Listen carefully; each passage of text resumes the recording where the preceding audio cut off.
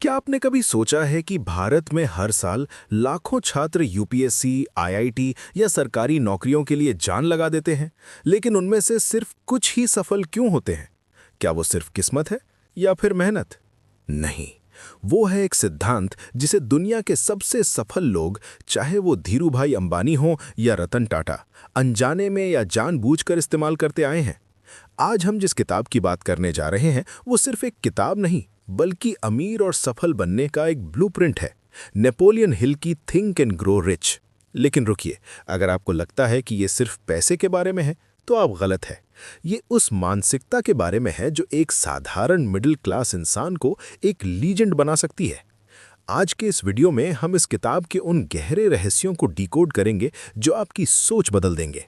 तो चाय या कॉफी का कप उठा लीजिए, क्योंकि अगले 9 मिनट आपकी जिंदगी के अगले 9 साल बदल सकते हैं। सबसे पहला सिद्धांत है डिजायर, यानी इच्छा। लेकिन यहाँ लेखक किसी साधारण ख्वाहिश की बात नहीं कर रहे। हम भारतीय अक्सर कहते हैं, काश मेरी लॉटरी लग जाए या काश मुझे अच्छी नौकरी मिल जाए। ये सिर्फ एक उम्मीद है, डिजायर नहीं। सफलता की शुरुआत होती है एक बर्निंग डिजायर से, एक ऐसी आग जो आपको सोने ना दे। जब एक इंसान के पास अपने लक्ष्य के अलावा कोई दूसरा रास्ता नहीं बचता, तभी वो इतिहास रचता है। हमारे समाज में अक्सर हमें सिखाया जाता है, बेटा साथ में एक बैकअप प्लान यानी प्लान बी जरूर रखना। अगर बिजनेस नहीं चला तो क्या करोगे? लेकिन इस किताब का सिद्धांत इससे ठीक उल्टा है। वो कहते हैं, हैव नो प्लान बी।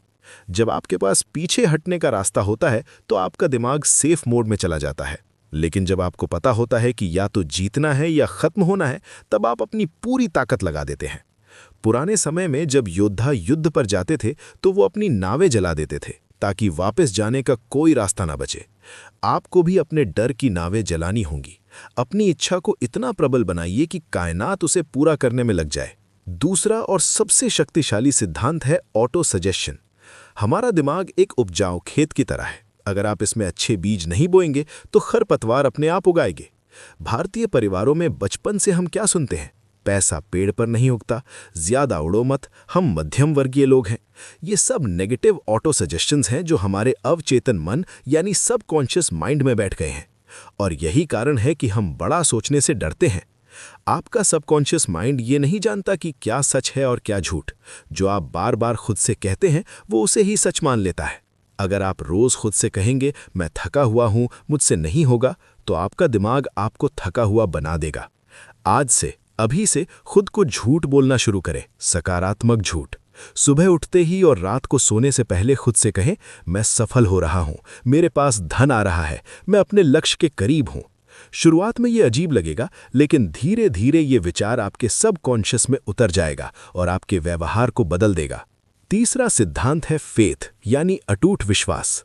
ये वो विश्वास नहीं है जो हम मंदिर या दरगाह में जाकर मांगते हैं। ये वो विश्वास है कि जो आपको चाहिए वो पहले से ही आपका हो चुका है। जब आप अपनी आंखें बंद करके अपने लक्ष्य को देखते हैं तो क्या आपको डर लगता है या खुशी होती है? अमीर बनने का राज ये है कि आपको अमीर होने की फीलिंग तब लानी होगी जब आपकी जेब खाली हो। याद कीजिए हमारे देश के उन महापुरुषों को, जैसे चाणक्य। उनके पास कोई सेना नहीं थी, कोई धन नहीं था, बस एक विचार था और उस पर अटूट विश्वास था कि वो एक साधारण बालक को सम्राट बना सकते हैं। ये फेथ ही है जो शून्य से शिखर का सफर तय कराता है। जब आप विश्वास और भावना को अपने विचार के साथ मिला देते हैं तो आपका सबकॉन्शियस माइंड उस फ्रीक्वेंसी पर वाइब्रेट करने लगता है जो अवसरों को अपनी ओर खींचती है। इसे ही हम आज की भाषा में लॉ ऑफ अट्रैक्शन कहते हैं। बहुत से लोग सोचते हैं कि नॉलेज दिस पावर, यानी ज्ञान ही शक्ति है। लेखक कहते हैं ये गलत है। ज्ञान सिर्फ संभावित शक्ति है। ये शक्ति तब बनता है जब इसका इस्तेमाल किसी निश्चित लक्ष्य को पाने के लिए किया जाए। हमारे देश में डिग्री और सर्टिफिकेट्स का बहुत महत्व है, लेकिन डिग्री होना आपको अमीर नहीं बनाता। उस ज्ञान का इस्तेमाल कैसे करना है, ये आपको अमीर बनाता है। आपको जनरल नॉलेज नहीं, स्पेशलाइज्ड नॉलेज चाहिए। और यहीं आती है इमेजिनेशन, यानी कल्पना। मनुष्य दो तरह की कल्पना करता है। पहला सिंथेटिक इमेजिनेशन, पुरानी चीज़ों को जोड़कर कुछ नया बनाना। और दूसरा क्रिएटिव इमेजिनेशन, वो आइडियाज़ जो सीधे इन्फिनिट इंटेलिजेंस से आते हैं। जब आप अपने दिमाग को डर और चिंता से मुक्त करते हैं, तभी आप क्रिएटिव आइडियाज़ को पकड़ पाते हैं। याद रखिए, दुनिया के सबसे बड़े बिजनेस एक छोटे से आइडिया से शुरू हुए थे जो किसी की कल्पना में आया था। ये इस किताब का सबसे विवादित लेकिन सबसे शक्तिशाली अध्याय है, सेक्सुअल ट्रांसम्यूटेशन। भारतीय संस्कृति में इसे हम ब्रह्मचर्य या ओजस शक्ति के रूप में जानते हैं। किताब में बताया गया है कि मनुष्य के भीतर सबसे शक्तिशाली ऊर्जा यौन ऊर्जा है। ज्यादातर लोग इस ऊर्जा को शारीरिक सुख में बर्बाद कर देते हैं, लेकिन जो लोग बेहद सफल होते हैं, चाहे वो कलाकार हों, एथलीट हों या बिजनेसमैन, वो इस ऊर्जा को ट्रांसम्यूट करना यानी बदलना सीख जाते हैं। इसका मतलब ये नहीं कि आप सन्यासी बन जाएं। इसका मतलब ये है कि उस तीव्र ऊर्जा और जोश को अपने लक्ष्य, अपनी कला या अपने काम में लगा देना। जब आप इस ऊर्जा को अपने काम में डालते हैं तो आपके काम में एक अलग तरह की मैग्नेटिज्म आ जाती है। लोग आपकी ओर खिंचे चले आते हैं, आपकी आवाज़ में दम आ जाता है। तो अगली बार जब आप ऊर्जावान महसूस करें तो उसे व्यर्थ ना गंवाएं, उसे अपने सपनों को पूरा करने वाले ईंधन के रूप में इस्तेमाल करें। और अंत में वो चीज़ जो आपको रोक रही है। यहाँ 6 बुनियादी डरों की बात की गई है, लेकिन भारतीय समाज के संदर्भ में 2 डर सबसे बड़े हैं। पहला, गरीबी का डर। ये डर हमें रिस्क लेने से रोकता है। अगर पैसे डूब गए तो क्या होगा? इसी डर के कारण हम पूरी जिंदगी एक ऐसी नौकरी करते रहते हैं जो हमें पसंद भी नहीं है। दूसरा, आलोचना का डर।